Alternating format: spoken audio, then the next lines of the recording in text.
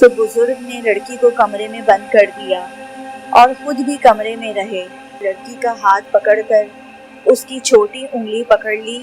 چند منٹ ہی گزرے تھے کہ لڑکی چیخنے چلانے لگی، لیکن بزرگ نے اس کی انگلی نہ چھوڑی تو وہ زور زور سے رونے لگی۔ السلام علیکم، welcome to my YouTube channel مانچین اسٹوری۔ تمام ویڈیوز کے اپڈیٹ کے لیے مانچین اسٹوری کو سبسکرائب کر کے بیل نوٹیفیکیشن کو آن کریں۔ تو آئیے آج کی ویڈیو میں سنتے ہیں آسیبی دنیا کی ایک عجیب و غریب اور خوفناک کہانی۔ حسن بھائی، کدھر تھے آپ؟ کب سے آپ کو ڈھونڈ رہی ہوں، اور آپ ہیں جو چھپ کے رسالہ پڑھ رہے ہیں۔ ردا کی بات سن کر حسن نے اپنی بہن کو گھورا اور غصے سے پوچھا، کیا آفت آ پڑی ہے؟ کیوں آسمان پر اٹھا رکھا ہے ردا؟ بھائی، آج میں اور میری سہیلی کرن ندی پر جا رہی ہیں، اور میں چاہتی ہوں کہ آپ بھی ہمارے ساتھ چلیں، کیونکہ ہمیں اکیلے ڈر لگتا ہے نا۔ لیکن آج تم ندی پر کیا کرنے جا رہی ہو؟ ابا جی نے تو روکا تھا نا باہر جانے سے، پھر کیوں جا رہی ہو؟ بھائی، ندی کے کنارے جو برکت کا درخت ہے نا، اس کی شاخ کے ساتھ جھولا باندھا تھا، وہی جھولنے جا رہے ہیں۔ آپ ہمارے ساتھ آئیں نا پلیز، ہمیں اکیلے میں ڈر لگتا ہے۔ ارے پاگل لڑکی، تمہیں کس نے کہا تھا برکت کے درخت پر جھولا باندھنے کے لیے؟ تمہیں پتہ نہیں ہے کہ پرانے درختوں پر جنات کا سایہ ہوتا ہے؟ حسن بھائی، آپ بھی نا پڑھے لکھے ہو کر ایسی باتیں کرتے ہیں۔ ایسا کچھ نہیں ہوتا، یہ بس لوگوں کی اپنی کہی ہوئی باتیں ہیں۔ ردا، تم کیوں پاگلوں جیسی باتیں کر رہی ہو؟ ارے جنات کا ذکر تو قرآن پاک میں بھی آیا ہے نا۔ اچھا بھائی، اب چھوڑے نا، اب چلیں، کیونکہ پہلے ہی بہت دیر ہو چکی ہے۔ بیچاری کرن میرا انتظار کر رہی ہوگی۔ اچھا خیر، تم چلو، دونوں مجھے کسی نئی مصیبت میں نہ ڈالنا، حسن نے ہتھیار ڈالتے ہوئے کہا۔ خوشحال پور گاؤں اپنی مثال آپ تھا۔ سرسبز لہلاتے کھیت گاؤں کی خوبصورتی میں اور اضافہ کرتے تھے۔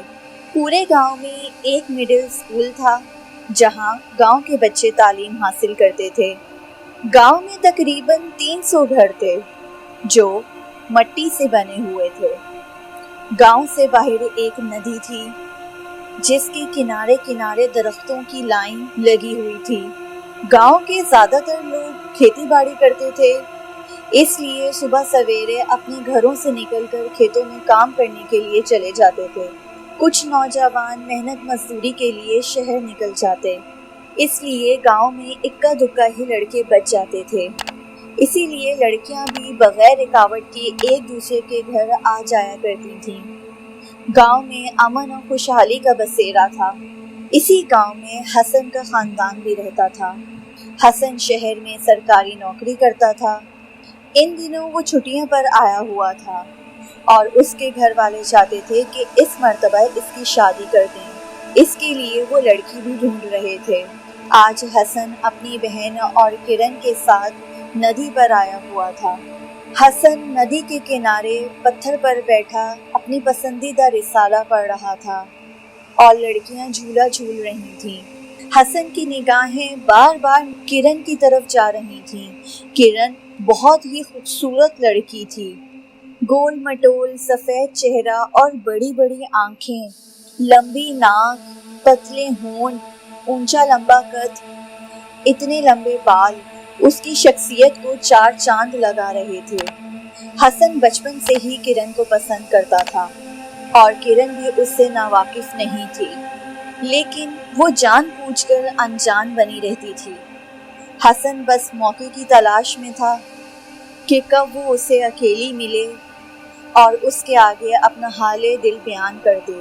حسن انہی سوچوں میں گم تھا کہ اچانک اسے کڑک قسم کی زوردار آواز سنائی دی اور ساتھ میں کرن کی خوف میں ڈوبی ہوئی خوفناک چیخ کی آواز سنائی دی۔ تو حسن نے جلدی سے اس کی طرف دیکھا، اس کا دل دہل گیا۔ دراصل بات یہ تھی کہ جس شاخ پہ کرن اور ردا نے جھولا باندھا تھا وہ شاخ ٹوٹ گئی تھی और किरण जमीन पर आड़ी तिरछी गिरी हुई थी। हसन भागकर उधर गया, फिर किरण को उठाकर सीधा किया और रिदा उसके पाँव को दबाने लगी जहां उसे चोट लगी थी। अभी वो इसी अमल में मसरूफ थे कि हसन पर पानी की तरह कुछ कतरे गिरे तो हसन ने गौर से देखा, वो खून था। हसन हैरान और परेशान खून को खौफ से देख रहा था। फिर अचानक से उसे बिल्ली से मुशाबात एक करख्त आवाज सुनाई दी।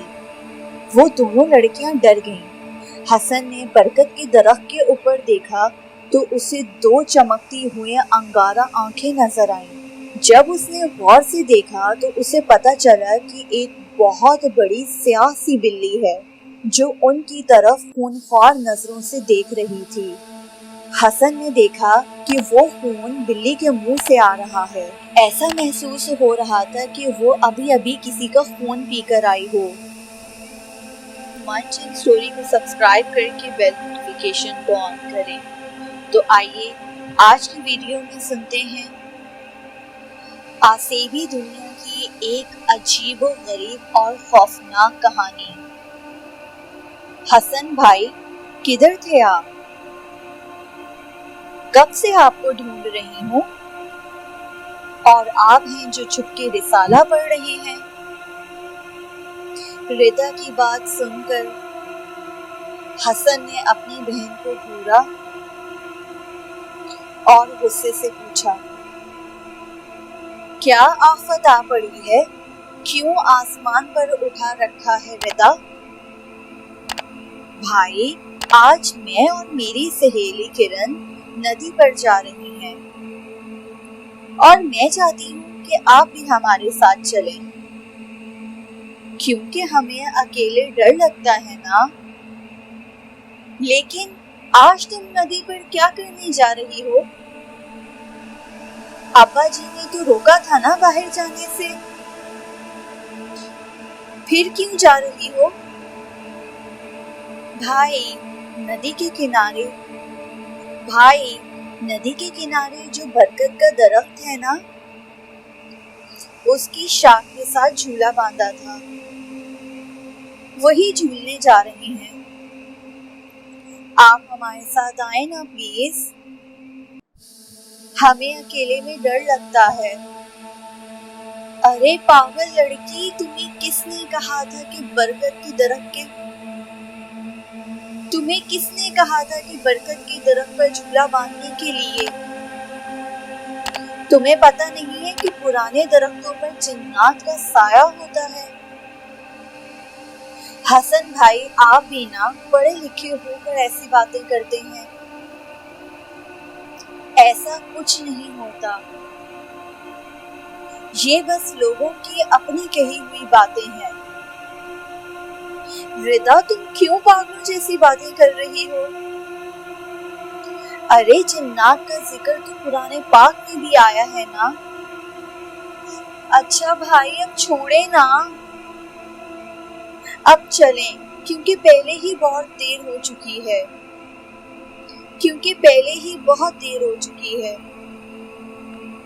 बेचारी किरण मेरा इंतजार कर रही होगी। अच्छा खैर, तुम चलो, दोनों मुझे किसी नई मुसीबत में न डालना। हसन ने हथियार डालते हुए कहा। खुशहालपुर गांव अपनी मिसाल आप था। सरसब्ज लहलहाते खेत गांव की खूबसूरती में और इजाफा करते थे। पूरे गांव में एक मिडिल स्कूल था जहां गांव के बच्चे तालीम हासिल करते थे। गांव में तकरीबन 300 घर थे जो मट्टी से बने हुए थे। गांव से बाहर एक नदी थी जिसके किनारे किनारे दरख्तों की लाइन लगी हुई थी। गांव के ज्यादातर लोग खेती बाड़ी करते थे, इसलिए सुबह सवेरे अपने घरों से निकलकर खेतों में काम करने के लिए चले जाते थे। कुछ नौजवान मेहनत मजदूरी के लिए शहर निकल जाते। اس لیے گاؤں میں اکا دکا ہی لڑکے بچ جاتے تھے۔ اسی لیے لڑکیاں بھی بغیر رکاوٹ کے ایک دوسرے کے گھر آ جایا کرتی تھیں۔ گاؤں میں امن اور خوشحالی کا بسیرا تھا۔ اسی گاؤں میں حسن کا خاندان بھی رہتا تھا۔ حسن شہر میں سرکاری نوکری کرتا تھا۔ ان دنوں وہ چھٹیوں پر آیا ہوا تھا اور اس کے گھر والے چاہتے تھے کہ اس مرتبہ اس کی شادی کر دیں۔ اس کے لیے وہ لڑکی بھی ڈھونڈ رہے تھے۔ آج حسن اپنی بہن اور کرن کے ساتھ ندی پر آیا ہوا تھا۔ حسن ندی کے کنارے پتھر پر بیٹھا اپنی پسندیدہ رسالہ پڑھ رہا تھا اور لڑکیاں جھولا جھول رہی تھیں۔ حسن کی نگاہیں باہر ردا کی طرف جا رہی تھیں۔ حسن کی بار نگاہیں کرن کی طرف جا رہی تھیں۔ کرن بہت ہی خوبصورت لڑکی تھی۔ گول مٹول سفید چہرہ اور بڑی بڑی آنکھیں، لمبی ناک، پتلے ہونٹ، اونچا لمبا قد، اتنے لمبے بال، اس کی شخصیت کو چار چاند لگا رہے تھے۔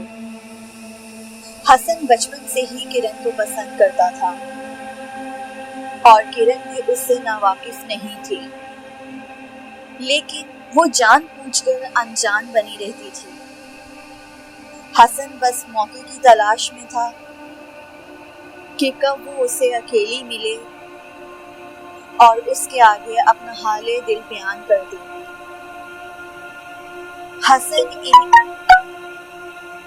حسن انہی سوچوں میں گم تھا کہ اچانک اسے کڑک قسم کی زوردار آواز سنائی دی اور ساتھ میں کرن کی خوف میں ڈوبی ہوئی خوفناک چیخ کی آواز سنائی دی۔ تو حسن نے فوراً سے جلدی سے اس کی طرف دیکھا۔ اس کا دل دہل گیا۔ دراصل بات یہ تھی کہ جس شاخ پہ کرن اور ردا نے جھولا باندھا تھا وہ شاخ ٹوٹ گئی تھی اور کرن زمین پر آڑی ترچھی گری ہوئی تھی۔ حسن بھاگ کر ادھر گیا، پھر کرن کو اٹھا کر سیدھا کیا اور ردا اس کے پاؤں کو دبانے لگی جہاں اسے چوٹ لگی تھی۔ ابھی وہ اسی عمل میں مصروف تھے کہ حسن پر پانی کی طرح کچھ قطرے گرے تو حسن نے غور سے دیکھا، وہ خون تھا۔ حسن حیران اور پریشان خون کو خوف سے دیکھ رہا تھا۔ پھر اچانک سے اسے بلی سے مشابہت ایک کرخت آواز سنائی دی۔ وہ دونوں لڑکیاں ڈر گئیں۔ حسن نے برکت کے درخت کے اوپر دیکھا تو اسے دو چمکتی ہوئی انگارہ آنکھیں نظر آئیں۔ جب اس نے غور سے دیکھا تو اسے پتا چلا کہ ایک بہت بڑی سیاہ سی بلی ہے جو ان کی طرف خونخوار نظروں سے دیکھ رہی تھی۔ حسن نے دیکھا کہ وہ خون بلی کے منہ سے آ رہا ہے۔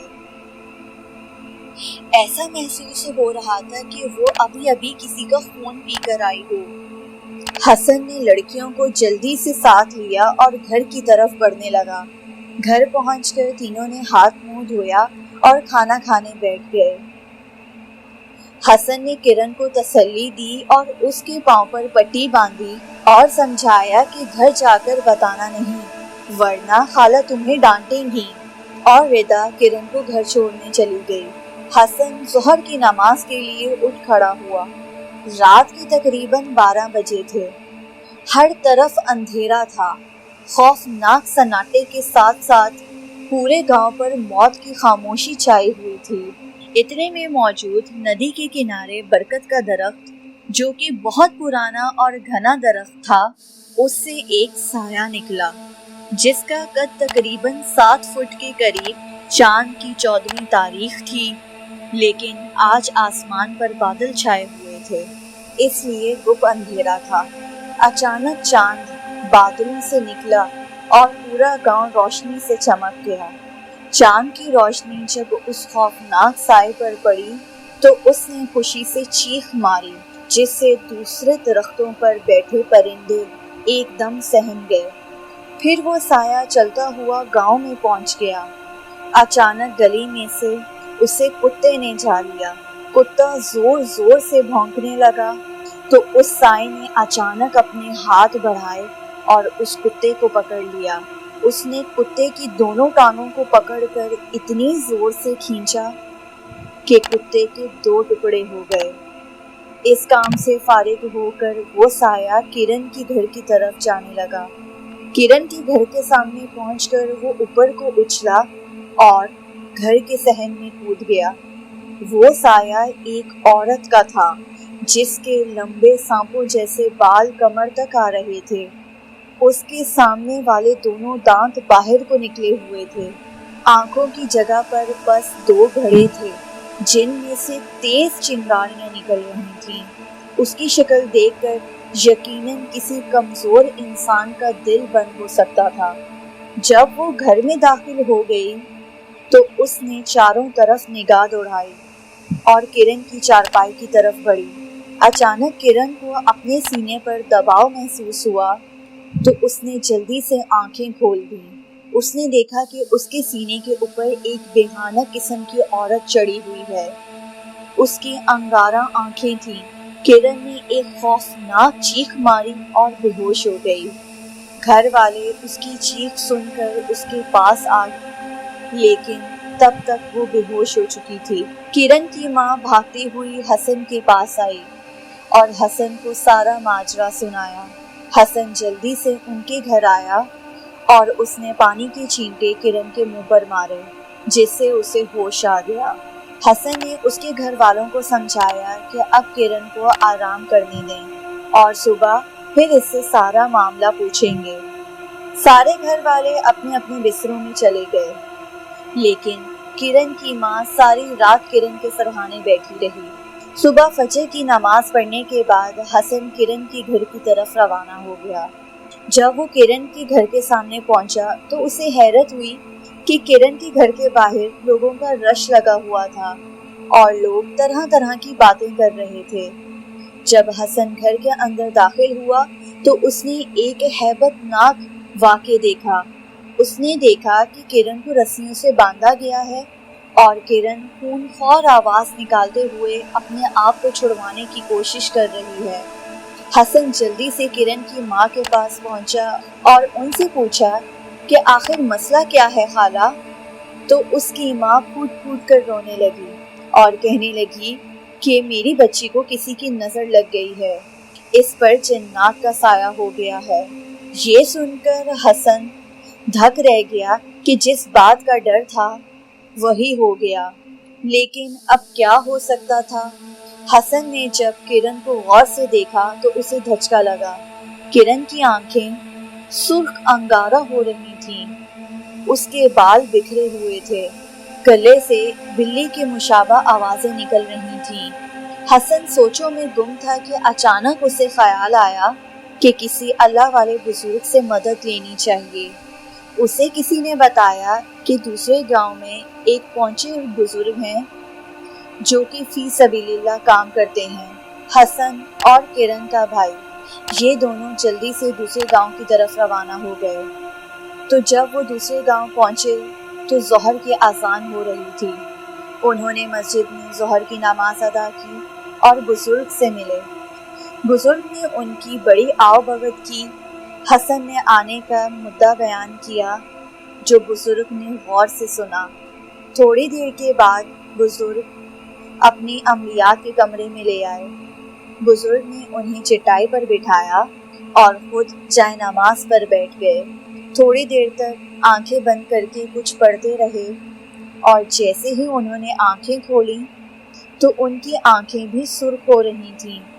انہوں نے کہا کہ یہ سب کیا دھرا اس جن زادی کا ہے جو اس درخت پر قبضہ آور تھی۔ ان لڑکیوں نے اس کے آرام میں خلل ڈالا اور وہ ان کی دشمن ہو گئی۔ ایک لڑکی کو تو وہ شکار بنا گئی، لیکن دوسری لڑکی کے گلے میں تعویذ تھا، اس لیے وہ بچ گئی۔ اب ہمیں جلدی سے وہاں جانا چاہیے تاکہ میں اپنا کام کر سکوں۔ وہ دونوں بزرگ کو لے کر گھر پہنچے تو بزرگ نے لڑکی کو کمرے میں بند کر دیا اور گھر والوں سے کہا کہ جب تک میں نہ کہوں دروازہ نہ کھولنا، اور خود بھی کمرے میں رہے۔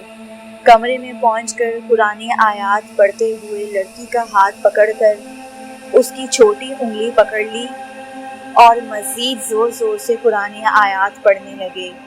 چند منٹ ہی گزرے تھے کہ لڑکی چیخنے چلانے لگی، لیکن بزرگ نے اس کی انگلی نہ چھوڑی تو وہ زور زور سے رونے لگی اور کہنے لگی، جس برکت کے درخت پہ ان لوگوں نے جھولا ڈالا تھا میں اس میں آرام کر رہی تھی، وہ میرا گھر ہے۔ تیز جھولا جھولنے کی وجہ سے شاخ ٹوٹ گئی اور وہی ٹوٹی ہوئی شاخ میرے منہ پر لگ گئی، جس کی وجہ سے میرا منہ زخمی ہو گیا۔ بزرگ کہنے لگے، یہ تو بچیاں ہیں، انہیں معلوم نہیں تھا۔ اگر تم وعدہ کرتی ہو ان کو چھوڑ کر جانے کا کہ تم کبھی تنگ نہیں کرو گی تو میں تمہیں کوئی نقصان نہیں پہنچاؤں گا۔